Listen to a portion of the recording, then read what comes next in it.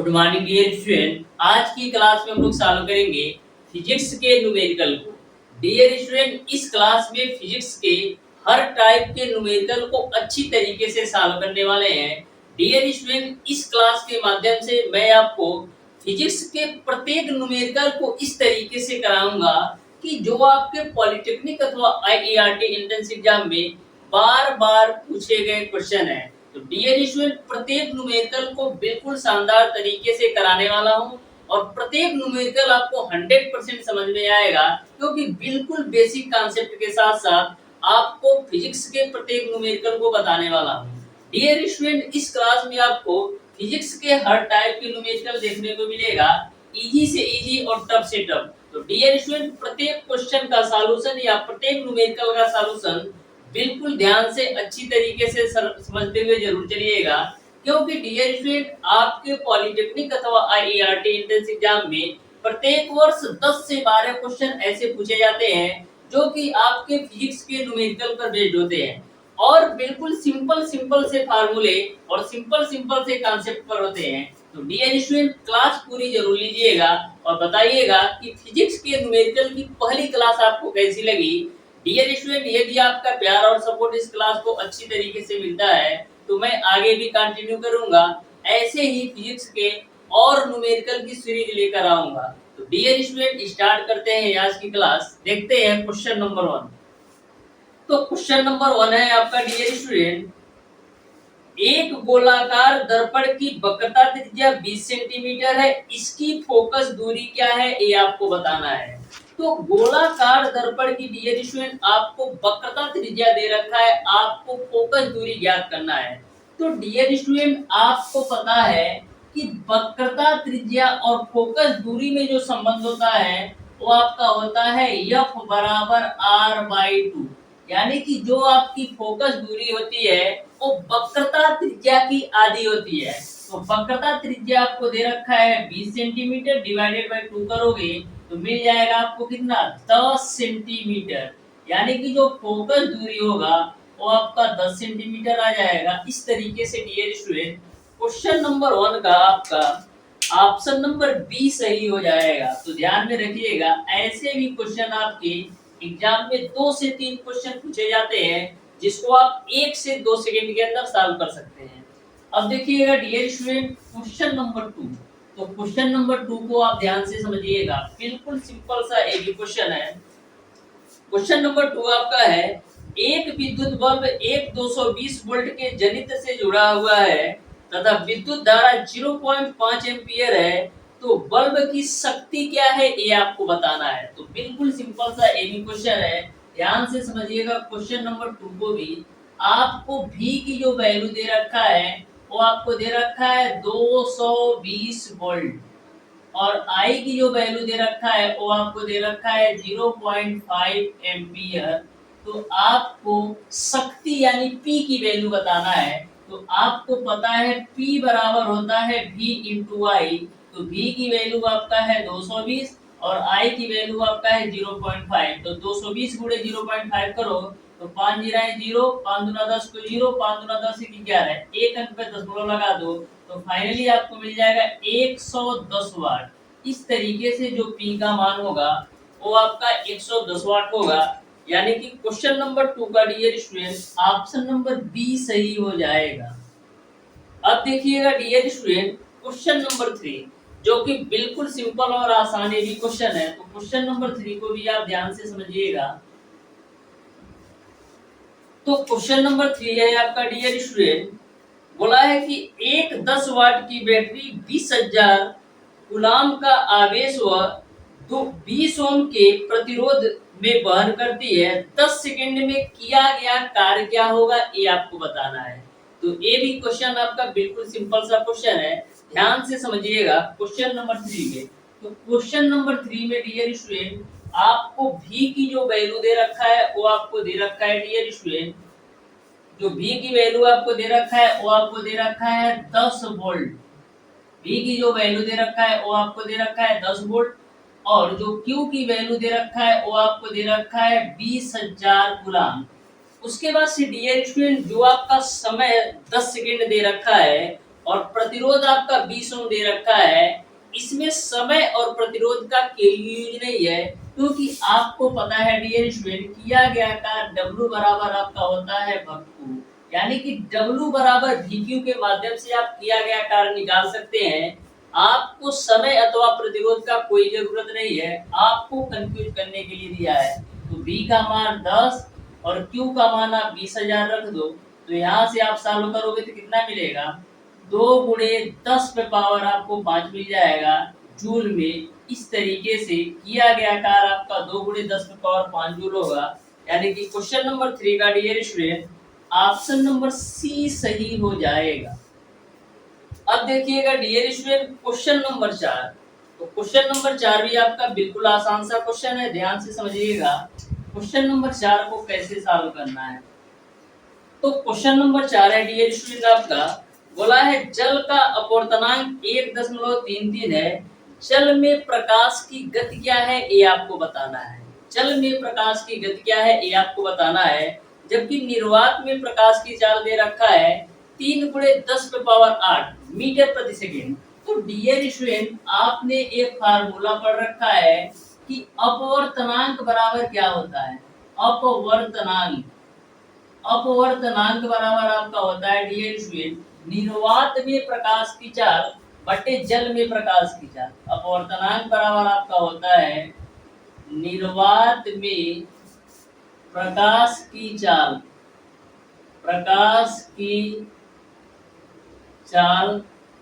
बटे आपका होता है जल में प्रकाश की चाल। जल में प्रकाश की चाल। तो यहाँ पर जो अपवर्तनांक दे रखा है वो आपको दे रखा है 1.33। निर्वात में प्रकाश की चाल आपका है 3 गुणे 10 पे पावर 8। आपको जल में प्रकाश की चाल ज्ञात करना है। तो जल में प्रकाश की चाल, तो यहाँ से डियर स्टूडेंट जब आप जल में प्रकाश की चाल निकालोगे, जल में प्रकाश की चाल, तो जल में प्रकाश की चाल किसके बराबर होगी, जल में प्रकाश की चाल आपका 3 गुणे 10 पे पावर 8 और ए आपका नीचे चला आएगा 1.33। तो 1.33 से आप 3 गुणे 10 पे पावर 8 में भाग दोगे तो 2.26 गुणे 10 पे पावर 8 मीटर प्रति सेकंड मिल जाएगा। इस तरीके से जल में प्रकाश की जो चाल होगी वो आपका 2.26 गुणे 10 पे पावर 8 मीटर प्रति सेकंड होगा। यानी कि क्वेश्चन नंबर 4 का डियर स्टूडेंट आपका ऑप्शन नंबर ए सही हो जाएगा। तो ध्यान में रखिएगा अपवर्तनांक बराबर आपका होता है निर्वात में प्रकाश की चाल बटे जल में प्रकाश की चाल। जिसके पर्सपेक्टिव आपका क्वेश्चन पूछा जाएगा वो आपका नीचे लेकर आएगा। जैसे जल में पूछा है तो जल को आपका नीचे लेकर आना है। अब देखिएगा डियर स्टूडेंट क्वेश्चन नंबर 5, तो ध्यान से समझिएगा, जो कि आपका प्रतिरोधों के संयोजन से क्वेश्चन नंबर 5 है। बिल्कुल सिंपल सा क्वेश्चन है, तो ध्यान से समझिएगा। आपको फिगर ड्रा कर देते हैं। तो फिगर आपका इस प्रकार से दे रखा है, इस तरीके से आपका फिगर दे रखा है डियर स्टूडेंट। यहाँ पर आपका इस तरीके से फिगर दे रखा है, ठीक है। उसके बाद से डियर स्टूडेंट इसका कनेक्शन बैटरी के माध्यम से, तो इसका कनेक्शन हम बैटरी के माध्यम से कर देते हैं, ठीक है। फिर उसके बाद से यहाँ पर आपका स्विच हो जाएगा। फिर उसके बाद से ये आपका ऐसे कनेक्टेड है, ठीक है। आपको दे रखा है इसकी जो वो 20 ओम है, ये आपका 10 ओम है और ये जो नीचे वाला है ये आपका है 5 ओम, ठीक है। यहाँ पर आपकी इसकी जो क्षमता है वो आपका 6 वोल्ट है, ये आपका ए पॉइंट है, ये आपका बी पॉइंट है। तो इस क्वेश्चन में आपको 10 ओम प्रतिरोधक में विद्युत धारा का मान क्या होगा ये आपको बताना है। 10 ओम प्रतिरोधक में विद्युत धारा का मान क्या होगा ये आपको बताना है। तो बिल्कुल सिंपल सा क्वेश्चन है। I बराबर आपका क्या होता है, I बराबर आपका होता है डियर स्टूडेंट V बटे R। तो V की वैल्यू आपका है 6 वोल्ट और आपको जो धारा निकालना है 10 ओम प्रतिरोध में, यानी R का मान आपको ले लेना है 10। तो सॉल्व करेंगे तो 0.6 एम्पियर आ जाएगा। इस तरीके से डियर स्टूडेंट 10 ओम प्रतिरोध वाले में जो धारा का मान होगा वो आपका 0.6 एम्पियर होगा, यानी कि क्वेश्चन नंबर 5 का ऑप्शन नंबर सी सही हो जाएगा। अब देखिएगा डियर स्टूडेंट क्वेश्चन नंबर 6, तो क्वेश्चन नंबर 6 भी आपका प्रतिरोधों के संयोजन से है। बिल्कुल आसान सा क्वेश्चन है, आप ध्यान से समझिएगा। क्वेश्चन नंबर 6 को जितने भी न्यूमेरिकल आपके एग्जाम में पूछे जाते हैं, टोटल न्यूमेरिकल बिल्कुल सिंपल से होते हैं, बस उनके कॉन्सेप्ट और बेसिक फार्मूला अच्छी तरीके से पता होना चाहिए। तो फिजिक्स के जितने भी 10 से 12 न्यूमेरिकल पूछे जाते हैं, मैक्सिमम आप 5 से 6 सेकंड के अंदर 100% एक्यूरेसी के साथ सॉल्व कर सकते हैं। तो देखिएगा डियर स्टूडेंट क्वेश्चन नंबर 6 बोला है, यदि प्रत्येक R प्रतिरोध वाले N प्रतिरोधक समांतर संयोजन में जोड़े जाते हैं तो समतुल्य प्रतिरोध क्या होगा, ये आपको बताना है। R टाइप के N प्रतिरोध को समांतर क्रम में जोड़ा जाए तो समतुल्य प्रतिरोध क्या होगा, ये आपको बताना है। तो ध्यान से समझिएगा। तो समतुल्य प्रतिरोध क्या होगा, कब, जब R प्रतिरोध को N टाइम जोड़ा जाए, यानी कि 1/R प्लस का 1/R प्लस का 1/R कितने टाइम, N टाइम जोड़ा गया, यानी कि N/R। तो समतुल्य प्रतिरोध आपका कितना है, 1/R है। तो यहाँ से डियर स्टूडेंट जब R प्रतिरोध को N टाइम हम जोड़ेंगे तो आपका समतुल्य प्रतिरोध क्या आएगा, ये आपको बताना है। तो 1/R की जो वैल्यू आ जाएगी फाइनली मिल जाएगी N/R। तो यहाँ से आप R की वैल्यू निकालोगे तो R/N के मिल जाएगा। इसको आप इक्विवेलेंट कर लो, यानी कि R इक्विवेलेंट की वैल्यू जो होगी वो आपका R/N के बराबर होगा। इस तरीके से क्वेश्चन नंबर 6 का dear student option number D सही हो जाएगा। जो R इक्विवेलेंट होगा या जो कुल प्रतिरोध होगा R प्रतिरोधों के संयोजन का, वो आपका R/N होगा। अब देखिएगा डियर स्टूडेंट क्वेश्चन नंबर 7, तो क्वेश्चन नंबर 7 को भी आप ध्यान से समझिएगा। बिल्कुल सिंपल सा ये भी क्वेश्चन है।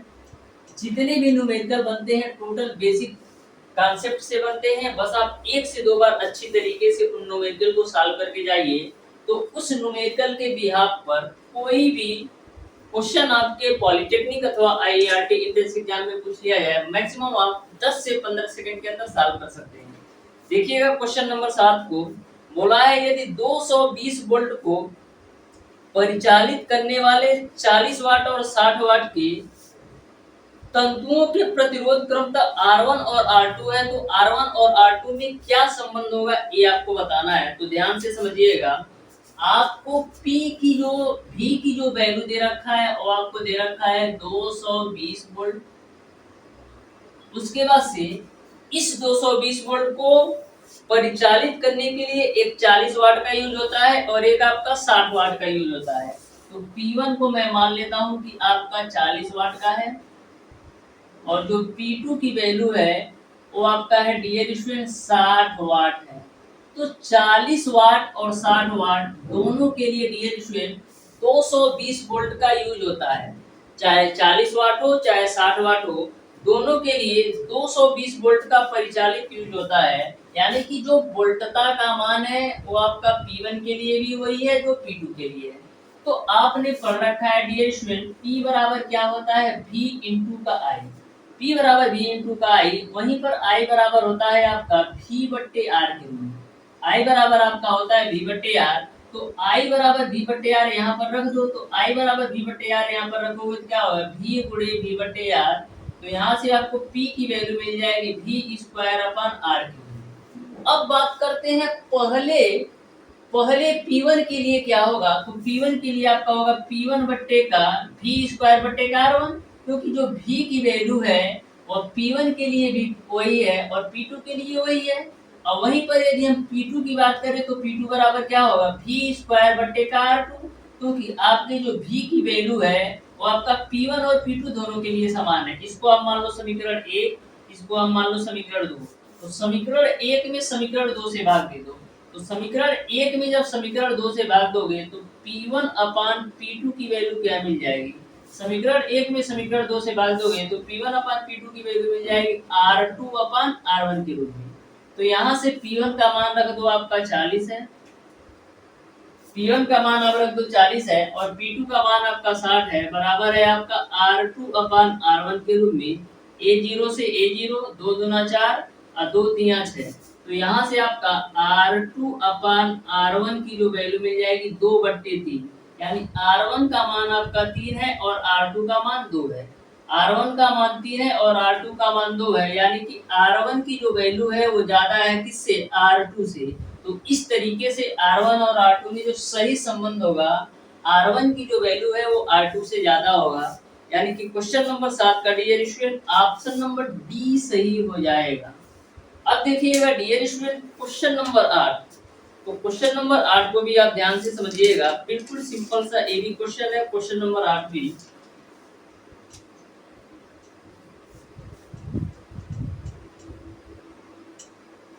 तो क्वेश्चन नंबर 8 है डियर स्टूडेंट आपका, जब एक विद्युत हीटर स्रोत से 4 एम्पीयर की विद्युत धारा होता है तो हीटर के टर्मिनल के बीच का विभवांतर आपका 60 वोल्ट है। यदि विभवांतर को 120 वोल्ट तक बढ़ा दिया जाए तो हीटर में कितना विद्युत धारा खींचेगा, ये आपको बताना है। तो बिल्कुल सिंपल सा क्वेश्चन है। क्वेश्चन में ऐसा बोला गया है कि 4 एम्पीयर की विद्युत धारा लेता है जब हीटर के टर्मिनल के बीच का विभवांतर आपका 60 वोल्ट है। 60 वोल्ट पर 4 एम्पीयर की विद्युत धारा लेता है, लेकिन वही यदि वोल्टता 60 से 120 कर दिया जाए तो कितने एम्पीयर की विद्युत धारा खींचेगा, ये आपको बताना है। तो ध्यान से समझिएगा क्वेश्चन नंबर 8 को भी डियर स्टूडेंट, आपको I1 का जो मान दे रखा है वो आपको दे रखा है 4 एम्पीयर, और आपको डियर स्टूडेंट विभवांतर जो V1 की जो वैल्यू दे रखा है वो आपको दे रखा है 60 वोल्ट। तो आपको बताना है कि यदि 60 वोल्ट के साथ 4 एम्पीयर की धारा यूज होती है तो 120 वोल्ट के साथ कितने एम्पीयर की धारा यूज होगी, ये आपको बताना है। तो सबसे पहले आपको पता है कि V बराबर I इंटू का R होता है, जिसको हम क्या लिख सकते हैं, V1 बराबर I1 इंटू का R1। तो R की जो वैल्यू होगी वो आपका 60 वोल्ट के लिए चाहे 120 वोल्ट के लिए, दोनों के लिए समान होगी। तो यहाँ पर हम R1 ना लिख करके R लिख लेते हैं, क्योंकि जो R का मान है वो 60 वोल्ट के लिए और 120 वोल्ट के लिए, दोनों के लिए समान है। तो यहाँ से आप R की वैल्यू निकालोगे, क्या आएगा, V1 बट्टे का I1।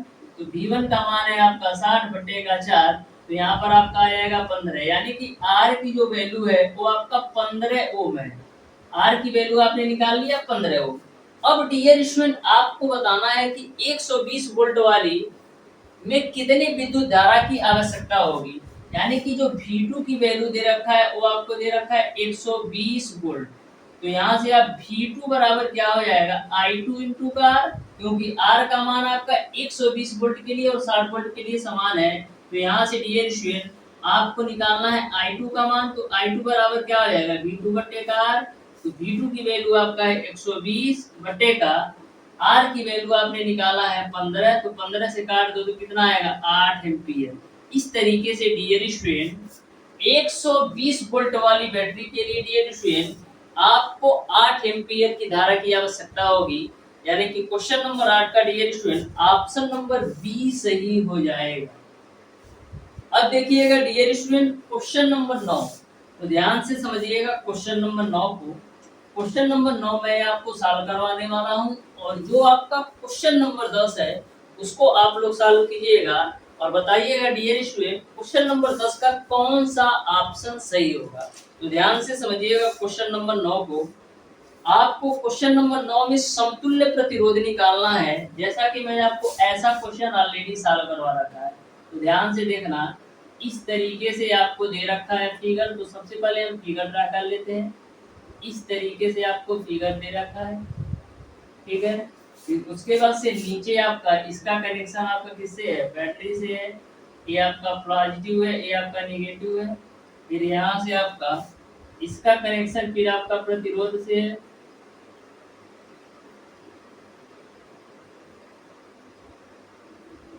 ये आपका कनेक्शन प्रतिरोध से है, ठीक है।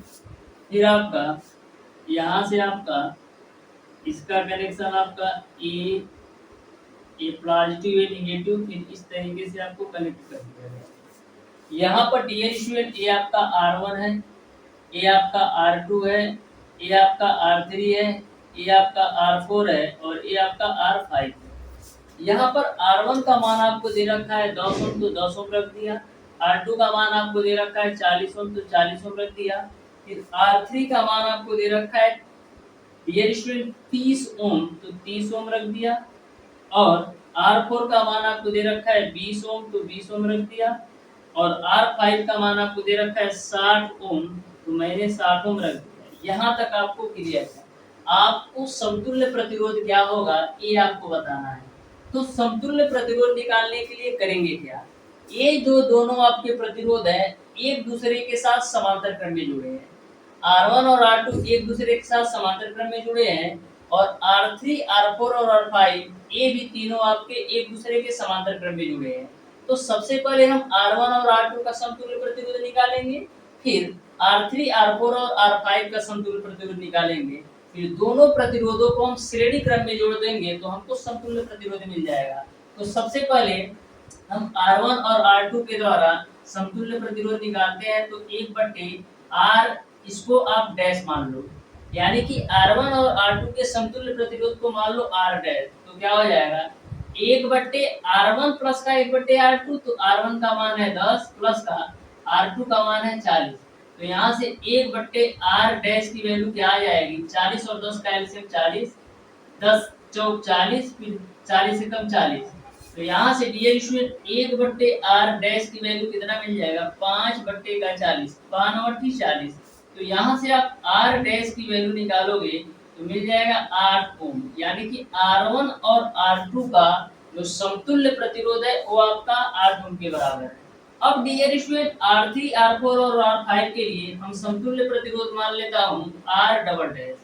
R3, R4 और R5 के लिए समतुल्य मान लेता हूँ प्रतिरोध आपका R डबल डैश है। तो R डबल डैश बराबर क्या होगा 1/R3 प्लस 1/R4 प्लस का 1/R5। तो 1/R3 का मान है 30 प्लस का 1/R4 का मान है 20 प्लस का 1/R5 का मान है आपका 60। तो यहाँ से 30, 20 और 60 का एलसीएम निकालोगे तो 60 आएगा। 30 दूना 60, 20 तिया 60 और 60 से कम 60। तो यहाँ से 1/R डबल डैश का मान आपका इतना आ गया। अब डियर स्टूडेंट आप आगे ध्यान से देखिएगा, यहाँ से आपका 1/R डबल डैश की वैल्यू क्या आ जाएगी 3 2 5 1 6/10, 6 का कितना हो जाएगा 7।